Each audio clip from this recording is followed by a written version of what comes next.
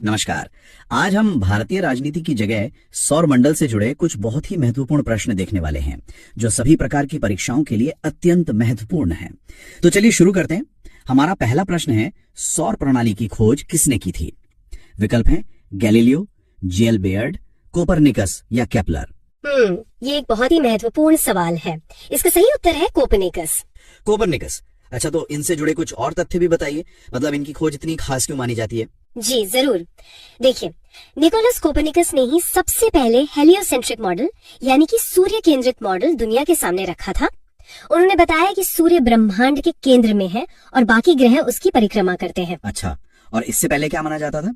इससे पहले टॉलमी का जियोसेंट्रिक मॉडल यानी भू केंद्रित मॉडल चलता था, जिसके हिसाब से पृथ्वी को ब्रह्मांड का केंद्र मानते थे। तो ये तो बहुत बड़ा बदलाव रहा होगा उस समय। जी हाँ, कोपरनिकस ने अपनी ये खोज अपनी किताब डी रेवोल्यूशनिबस ऑर्बियम कोलेस्टियम में प्रकाशित की।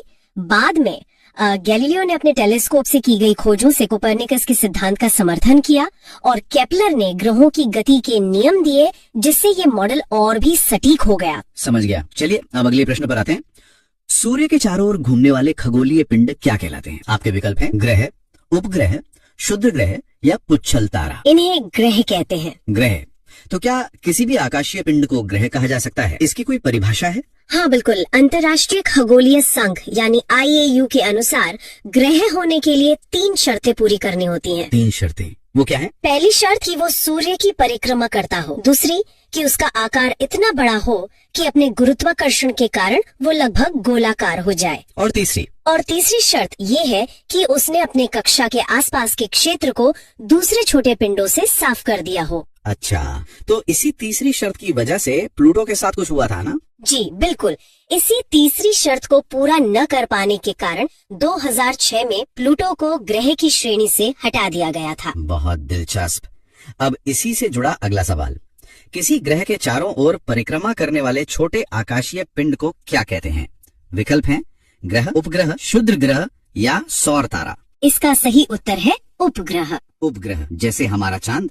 इनके बारे में कुछ और बताइए। जी, उपग्रह 2 तरह के होते हैं, प्राकृतिक और कृत्रिम। जैसा आपने कहा, चंद्रमा पृथ्वी का एकमात्र प्राकृतिक उपग्रह है।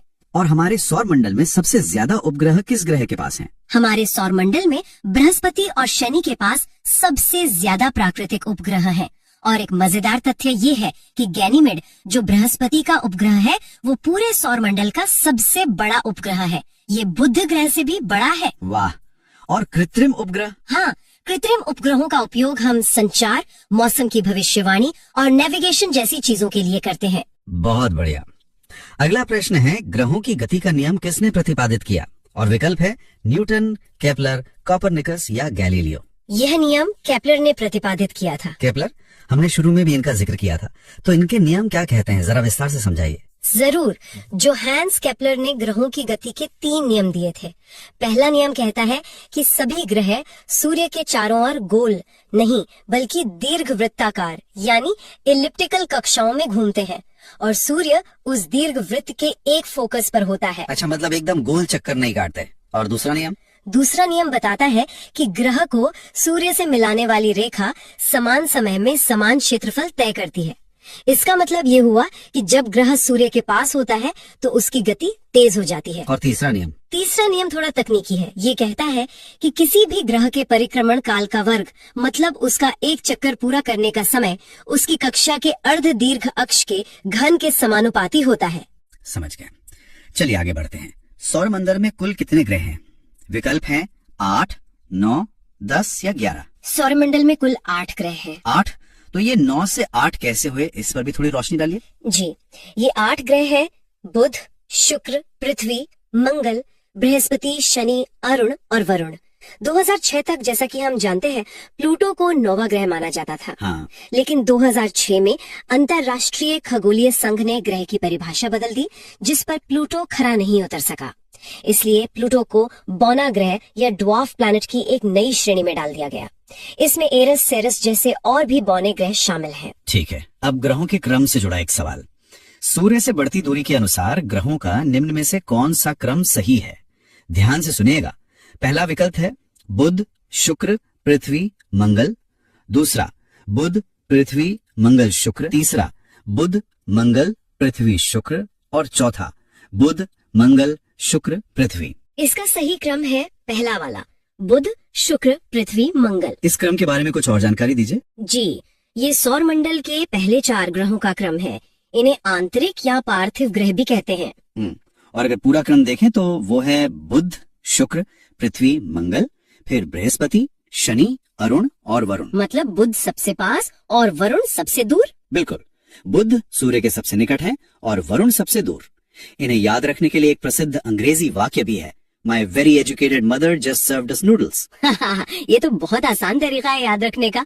अब अगला सवाल थोड़ा पेचीदा है। पृथ्वी से बढ़ती दूरी के अनुसार ग्रहों का निम्न में से कौन सा क्रम सही है? विकल्प है मंगल, शुक्र, बुध, बृहस्पति।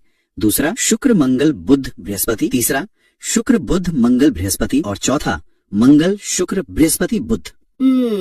इसका सही उत्तर है शुक्र, मंगल, बुध, बृहस्पति। ये क्रम कैसे तय होता है? ये तो बदलता रहता होगा। हाँ, ये बहुत अच्छा सवाल है। ये क्रम ग्रहों की अपनी अपनी कक्षाओं में स्थिति के कारण बदलता रहता है, लेकिन औसतन यही क्रम रहता है। शुक्र पृथ्वी का सबसे निकटतम ग्रह है, इसीलिए उसे पृथ्वी की जुड़वा बहन भी कहा जाता है। और शुक्र के बाद मंगल, फिर बुध और फिर बृहस्पति का क्रम आता है। हालांकि एक मजेदार बात यह है कि एक शोध के अनुसार बुध अपनी छोटी कक्षा के कारण समय के अधिकांश हिस्से में पृथ्वी के सबसे करीब रहता है। वाह, ये तो नई जानकारी है।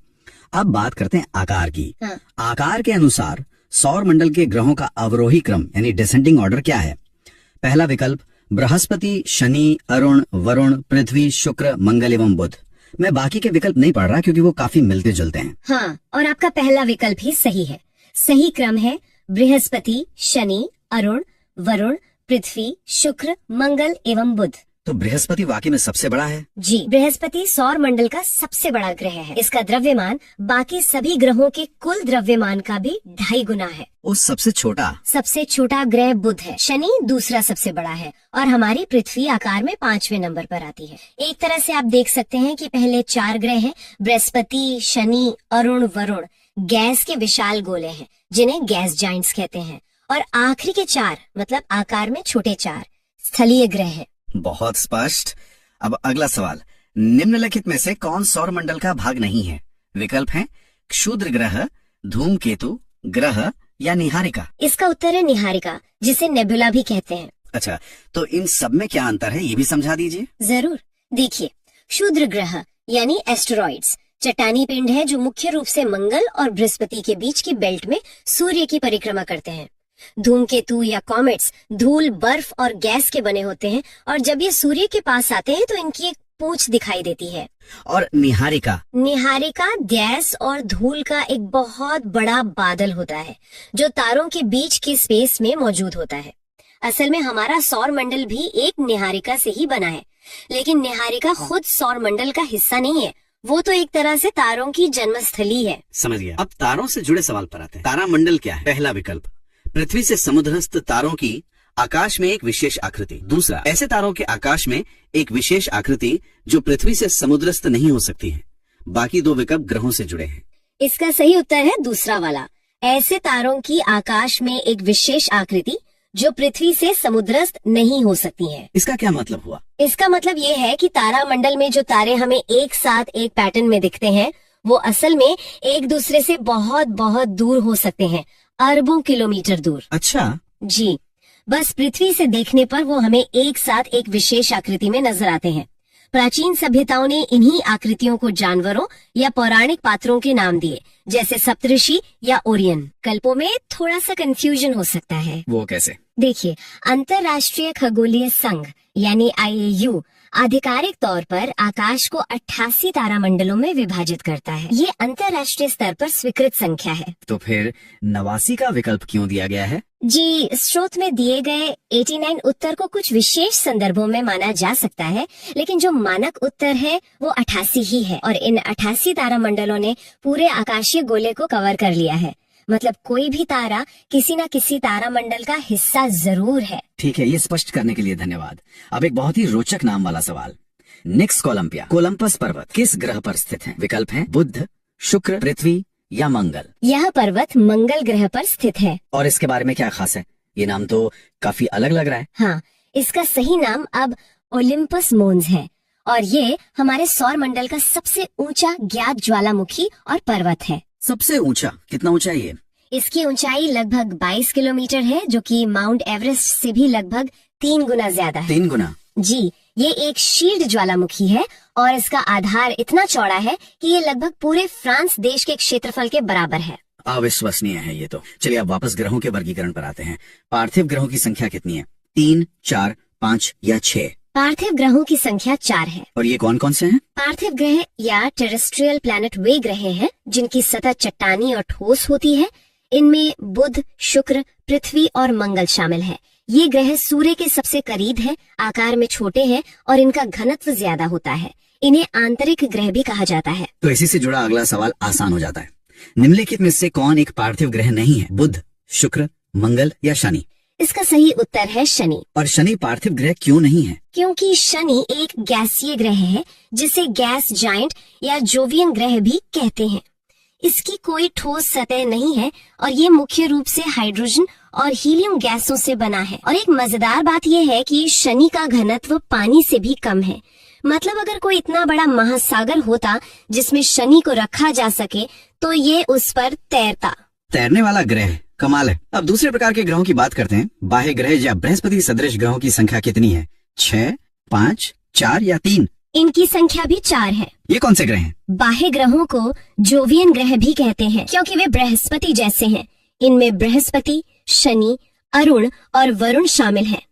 ये ग्रह आकार में बहुत बड़े हैं, मुख्य रूप से गैसों से बने हैं और इन सभी के चारों ओर वलय और बहुत सारे उपग्रह हैं। तो अगला प्रश्न है, बृहस्पति सदृश ग्रहों में कौन सम्मिलित नहीं है? शनि, अरुण, वरुण या मंगल? इसका उत्तर है मंगल। ये तो अब साफ हो गया है। जी, जैसा कि हमने अभी चर्चा की, मंगल एक पार्थिव या स्थलीय ग्रह है। इसकी सतह ठोस और चट्टानी है, जबकि शनि, अरुण और वरुण बृहस्पति की तरह ही गैस से बने विशाल ग्रह हैं। ठीक है। अब एक और दिलचस्प सवाल, निम्नलिखित में से किन 2 ग्रहों को छोड़कर शेष सभी ग्रह सूर्य के चारों ओर वामावर्त यानी काउंटर क्लॉकवाइज घूमते हैं? विकल्प है बुध और शुक्र, पृथ्वी और शुक्र, अरुण और वरुण या शुक्र और अरुण? सही उत्तर है शुक्र और अरुण। शुक्र और अरुण, मतलब ये दोनों उल्टी दिशा में घूमते हैं, ऐसा क्यों? जी, सौर मंडल के ज्यादातर ग्रह अपनी धुरी पर वामावर्त घूमते हैं, लेकिन शुक्र और अरुण दक्षिणावर्त यानी उल्टी दिशा में घूमते हैं। इसका मतलब है कि शुक्र पर सूर्य पश्चिम में उगता है और पूर्व में अस्त होता है। ये तो बहुत ही अजीब है। हाँ और अरुण तो लगभग अपनी तरफ 98 डिग्री झुका हुआ है, इसलिए वो एक लुढ़कती हुई गेंद की तरह घूमता है। वैज्ञानिक मानते हैं कि शायद इनके निर्माण के शुरुआती दौर में किसी विशाल पिंड से हुई टक्कर के कारण इनकी घूमने की दिशा बदल गई होगी। अद्भुत। अब एक बड़ा सवाल, सौर मंडल का जन्मदाता किसे कहा जाता है? सूर्य को, पृथ्वी को, बृहस्पति को या शनि को? सौर मंडल का जन्मदाता सूर्य को कहा जाता है। इसके पीछे का कारण क्या है? हमारा सौर मंडल लगभग 4.6 अरब साल पहले गैस और धूल के एक विशाल बादल से बना था, जिसे सौर निहारिका कहते हैं। इस बादल के केंद्र में गुरुत्वाकर्षण के कारण ज्यादातर पदार्थ इकट्ठा होकर सूर्य बन गया। आज भी सूर्य का द्रव्यमान पूरे सौर मंडल के द्रव्यमान का लगभग 99.86% है। यानी सब कुछ उसी से बना है और उसी के इर्द गिर्द घूम रहा है। बिल्कुल, इसी के विशाल गुरुत्वाकर्षण बल के कारण सभी ग्रह और अन्य पिंड इसकी परिक्रमा करते हैं और सूर्य ही पूरे सौर मंडल को प्रकाश और ऊर्जा देता है। अब एक और शब्द, ब्रह्मांड में विस्फोटी तारा क्या कहलाती है? विकल्प है धूमकेतु, उल्का, लुब्धक या अभिनव तारा? विस्फोटी तारे को अभिनव तारा या सुपरनोवा कहते हैं। सुपरनोवा, ये क्या होता है? सुपरनोवा किसी विशाल तारे के जीवन के अंत में होने वाला एक बहुत शक्तिशाली और चमकदार विस्फोट है। इस विस्फोट के दौरान तारा कुछ समय के लिए अपनी पूरी आकाश गंगा से भी ज्यादा चमक सकता है। और इसका महत्व क्या है? यही ब्रह्मांड में लोहा और सोने जैसे भारी तत्वों के निर्माण और उनके फैलने का मुख्य स्रोत है। बढ़िया। अब हम अपने आखिरी सवाल पर आ गए हैं, जो हमें वापस वहीं ले जाता है जहां से हमने शुरू किया था। वो वैज्ञानिक जिन्होंने सर्वप्रथम खोज की कि पृथ्वी सूर्य के चारों ओर घूमती है, कौन थे? न्यूटन, डाल्टन, कोपरनिकस या आइंस्टीन? यह खोज सर्वप्रथम कोपरनिकस ने की थी। तो ये एक तरह से हमारी चर्चा का चक्र पूरा हो गया। जी, जैसा कि हमने पहले प्रश्न में बात की थी, कोपरनिकस ने ही सूर्य केंद्रित मॉडल प्रस्तुत किया था। उनकी ये खोज आधुनिक खगोल विज्ञान की नींव बनी और बाद में गैलीलियो, केपलर और न्यूटन जैसे वैज्ञानिकों ने इस सिद्धांत को साबित किया और आगे बढ़ाया। तो आज हमने देखा सौरमंडल से जुड़े सभी महत्वपूर्ण प्रश्न। जाने से पहले आपके लिए एक सवाल, सौरमंडल के किस ग्रह को लाल ग्रह कहा जाता है और क्यों? अपना जवाब नीचे कमेंट्स में जरूर बताएं। अगर ये जानकारी अच्छी लगी हो तो इसे लाइक करें, शेयर करें और चैनल को सब्सक्राइब कर लें। आज के लिए इतना ही। बहुत जल्द मिलते हैं एक नए टॉपिक के साथ। नमस्कार।